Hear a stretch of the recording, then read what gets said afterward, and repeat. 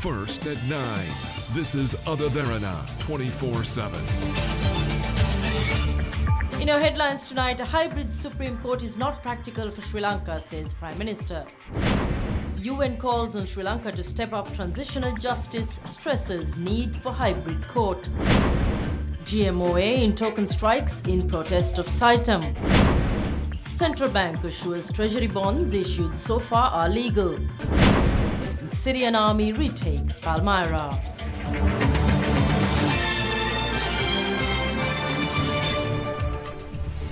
Hello there, very good evening to you. Thank you for joining us here at Derana 24/7. I'm Dasaman Premathunga, and let's take a look at the local news first. Now, Prime Minister Ranil Wickremesinghe says a hybrid Supreme Court, as proposed by the UNHRC, is not practical for Sri Lanka. Speaking at the inaugural ceremony of the Colombo District Law Week, the Prime Minister went on to say that the independence of the local judicial system is now guaranteed. We have had an adverse verdict despite whatever is said by 2013, 2014, the resolutions and the majority were against us. What we have done in the last 2 years is to correct the position. And we are now negotiating a rollover for the next 2 years so that we could take the remaining actions. In that case, we have to take those remedial actions in the coming 2 years. One issue which has come up is their reference to the hybrid court. Now, this reference to the hybrid court is because of the fact that people lacked faith in our judiciary at that time. We can see certainly the independence is no longer an issue. The law's delays may be criminal proceedings, it can't be long drawn out. But more than that, my issue is, can you actually establish a hybrid Supreme Court? If you bring in an amendment to have a hybrid Supreme Court, is the 2/3 majority sufficient? Or you're on the borderline that you can even rule that there's a referendum necessary. Now, European Union itself knows the dangers of a referendum. If you go in for a referendum, everything is lost. We really have to rethink it. That's what I've told the High Commission also. Politically, if someone, it's a borderline case, if someone rules, if the court rules a referendum is necessary, we are going to be in serious trouble. So what is the option that we can give? I think a hybrid Supreme Court is certainly not practical. But we are now looking at a new mechanism, considering a Truth and Reconciliation Commission.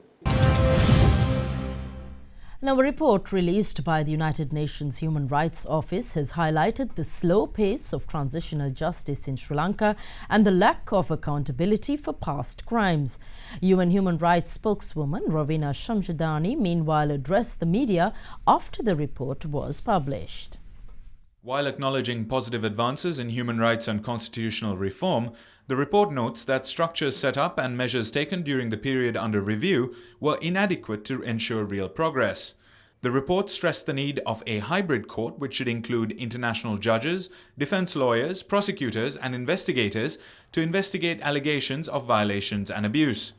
The report also highlights a number of serious human rights violations that reportedly continue in Sri Lanka, which were highlighted by the UN spokesperson today. The report also highlights a number of serious human rights violations, including the harassment or surveillance of human rights defenders and victims of violations, police abuse and excessive use of force, as well as the use of torture. These violations need to be promptly investigated without fail, and this is essential to regain and to retain the trust of all Sri Lankans in the authority. The UN High Commissioner for Human Rights will present the report to the Human Rights Council on the 22nd of this month.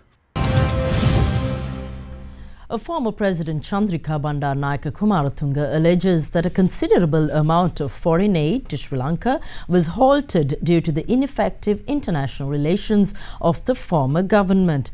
Former President Kumaratunga was speaking at the International Relations Convocation Ceremony of the Bandaranaike International Studies in Colombo. All governments in this country prioritized foreign relations except during a short period of deviation. This government has started once again to have a very clear foreign policy to re-strengthen our relations with our neighbors and especially our friends. 80% of our development budget came from foreign aid. Another large amount of aid we could have got was frozen due to other reasons. In short, because a past government did not believe in having good relations with the rest of the world. The police said that 5 suspects have been identified in connection with the shooting incident in Kalutara.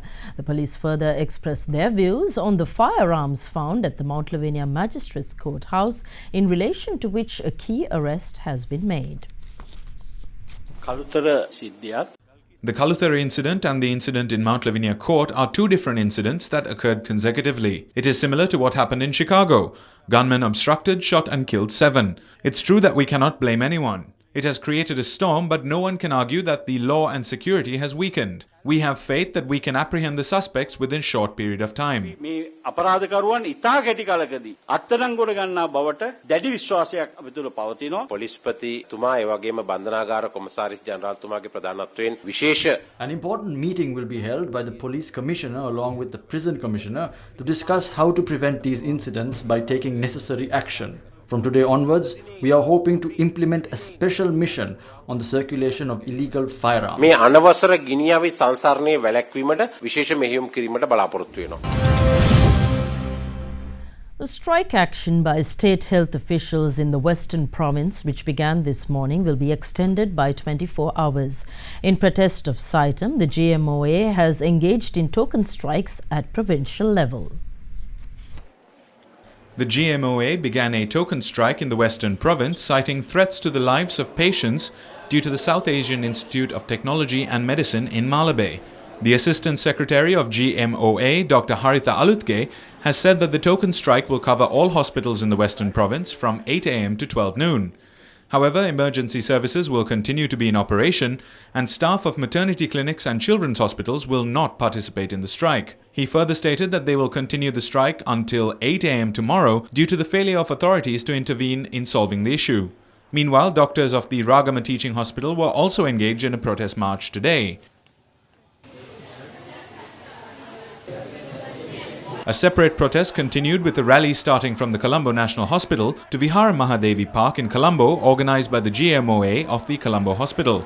Students representing the Inter-University Students' Federation and the medical faculty were also engaged in the protest.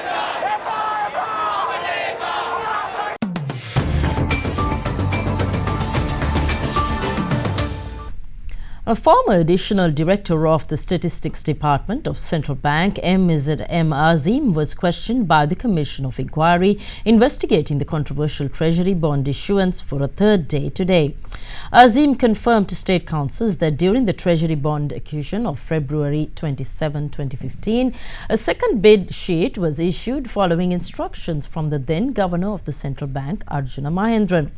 Azim testified that although against the recommendations of the Public Debt Department, the Governor wanted bids worth over 10 billion rupees to be accepted.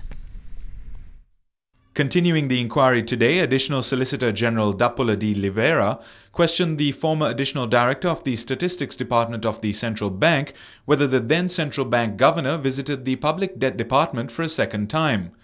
Azim replied that the Governor had made a second appearance at the Debt Department after the auction on the 27th of February 2015. Azim responded that the Governor had at the time inquired from members present at the Public Debt Department about the auction, and Superintendent of the Department E.D.N. Senaviratna had responded that they had received bids amounting to over 20 billion rupees. Azim went on to say that the Governor had inquired about the weighted average at the auction prior to September 2014. The Governor had been told that it was 10 billion rupees. When questioned whether the then Governor made a request, Azim replied that the Governor asked to accept bids up to over 10 billion rupees.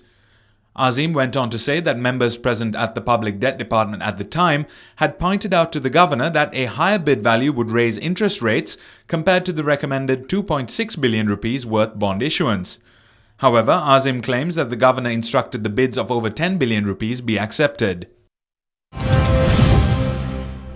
The central bank assures the general public that Treasury bonds issued on behalf of the government have full legal authority and effect. Yesterday, CBSL issued a clarification on the process it has followed with regard to the issuance of government securities. In its statement, the central bank said Gazette notifications related to Treasury bond issuances were thereby issued after the respective actions, but on dates and Gazette numbers which were pre-reserved. Central Bank goes on to say that it has followed due process in compliance with Section 4 of the Registered Stock and Securities Ordinance and will be making recommendations to the government on suitable amendments to the same.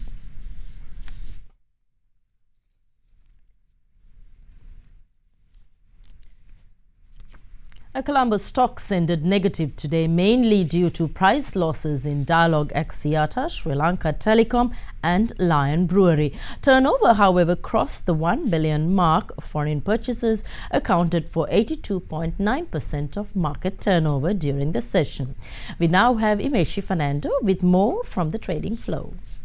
The benchmark all-share price index lost 25.6 points to close at 6,101.51, while the S&P Sri Lanka 20 index lost 8.37 points to close at 3,524.77. The turnover was 1.2 billion rupees with 17.4 million shares changed in hands in 2,837 trades. The market capitalization at the end of the day was 2,679.36 billion rupees. Top 5 gainers of the day were Blue Diamonds, Non-Voting, Muskeli Plantations, Agalawatha Plantations, Madhulsima Plantations and Malwatha Valley Plantations, Non-Voting, while the top 5 losers were Ceylon and Foreign Trades, Central Investments and Finance, Lighthouse Hotels, Bearwell Resorts and Adam Capital. Today's foreign purchases were 999.33 million rupees and foreign sales were 928.51 billion rupees. There were 8 crossings and the crossings turnover was 982.75 million rupees. And we now have a review of the week's stock market performance. ASPI closed around 6,100 levels, recording a loss of 0.6% for the week due to price losses in Lion Brewery, Mestacorp and Commercial Bank. Similarly, S&P SL20 that represent large cap stocks also recorded a loss of 0.8%.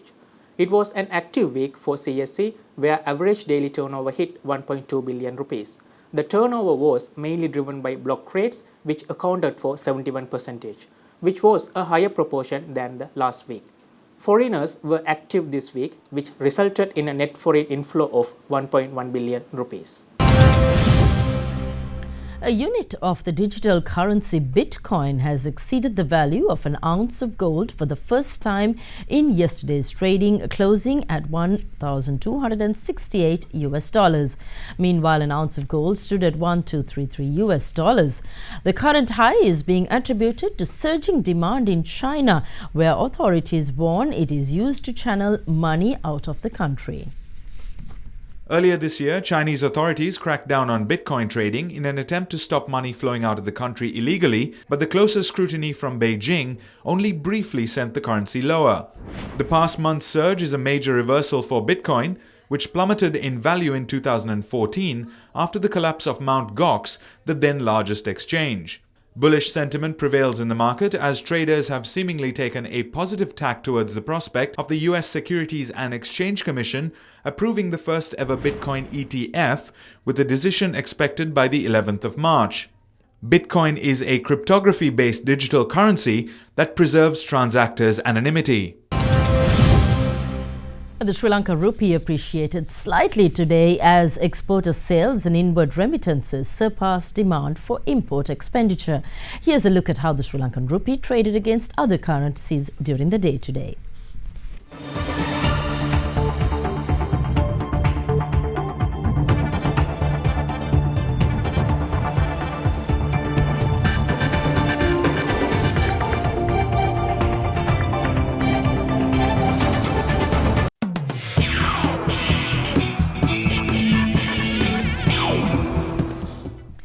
In sports news, it's very much big match fever. The 83rd Battle of the Saints between St. Joseph's College and St. Peter's College kicked off today.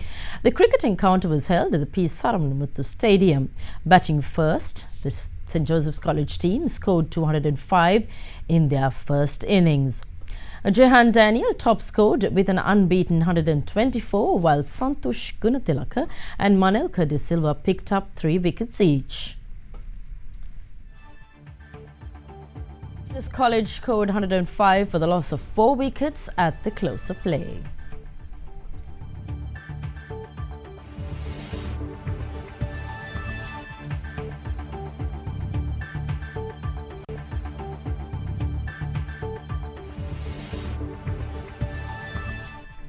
In tennis news, Frenchman Lucas Pouille ended the dream week of Russia's Evgeny Donskoy in the quarterfinals of the Dubai International in 4 sets yesterday, while in Mexico. Two-time champion Rafael Nadal has progressed to the semi-finals of the ATP Acapulco International. Evgeny Donskoy, the shock winner over Australian Open champion Roger Federer on Wednesday, came into the match ranked 101 places lower than the Frenchman Lucas Pouille, who avoided another potential shock by triumphing 6-4, 5-7, 7-6, 7-6. 7-seed Pouille will face world number 1 Andy Murray of Great Britain in today's semi-final after Murray struggled past Germany's Philipp Kohlschreiber.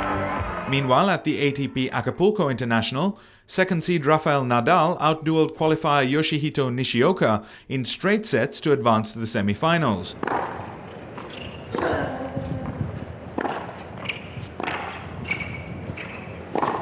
Nadal needed a first-set tiebreaker before beating his 21-year-old opponent 7-6, 7-6, 6-3.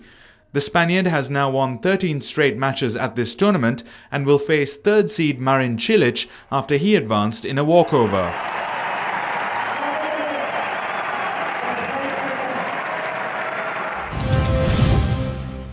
Staying in Mexico, 6 players share the lead after the first round of the WGC Mexico Championship, setting a record dating back to the inception of the series. Given Open champion Henrik Stenson's withdrawal mid-round, the tournament's field features 48 of the world's top 50 golfers. Despite players adjusting to a leaderboard that included fellow American Ryan Moore, Englishman Ross Fisher, young Spaniard John Rahm and PGA champion Jimmy Walsh 15th. While just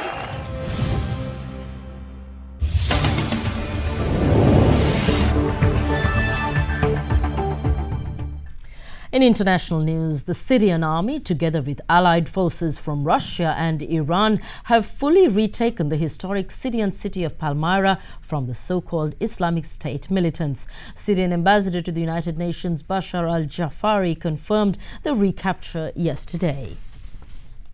The offensive broke out on Wednesday as clashes erupted and heavy shelling took place across the city. Yesterday, the Syrian army conducted combing operations to clear mines planted by the fleeing militants. The ancient ruins of Palmyra and the nearby city have been repeatedly shaken by exchanges of power between Syrian forces and militants. IS militants first captured the city in May 2015, destroying some of its most celebrated monuments before being forced out in March last year, only to regain control in December. As investigations continue into the killing of Kim Jong-nam, the estranged brother of North Korean leader Kim Jong-un, Malaysia today released a North Korean detainee. Ri Jong-chol was transported under heavy police escort from Kuala Lumpur Police Headquarters to immigration authorities. The 47-year-old had been working at a local anti-cancer drug company and was arrested 2 weeks ago for suspected involvement in the assault of Kim Jong-nam at the Kuala Lumpur airport. He has been released on grounds of insufficient evidence but will be deported to North Korea as his travel documents have expired. 4 other North Korean suspects are believed to have fled to their country and 3 others are said to be still at large in Malaysia. The 2 women who committed the assault have already been charged with murder. The killing has strained diplomatic relations between Malaysia and North Korea so badly that Malaysia announced that it would cancel visa-free entry for North Korean citizens effective next Monday.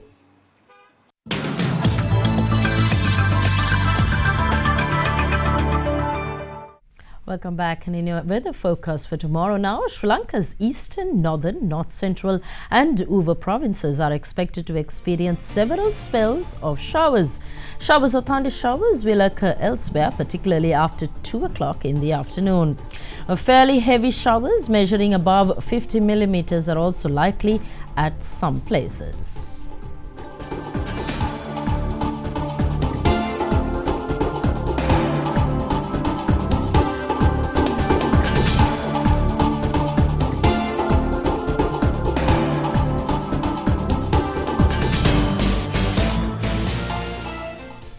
Let's now take a look at the city-by-city weather forecast.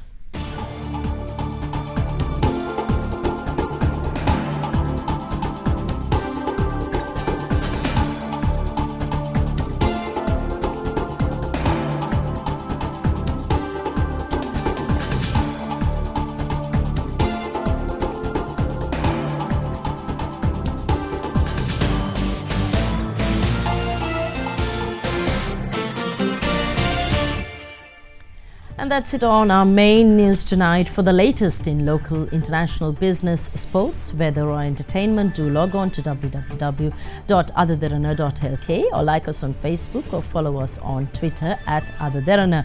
And before we end tonight's news, we want to leave you with the golden glow of 2,100 handmade daffodils placed in the shadow of St. Paul's Cathedral in London. The public art installation called The Garden of Light marks the launch of a charity appeal for those suffering from terminal illness. The flowers symbolize the nurses who care for them.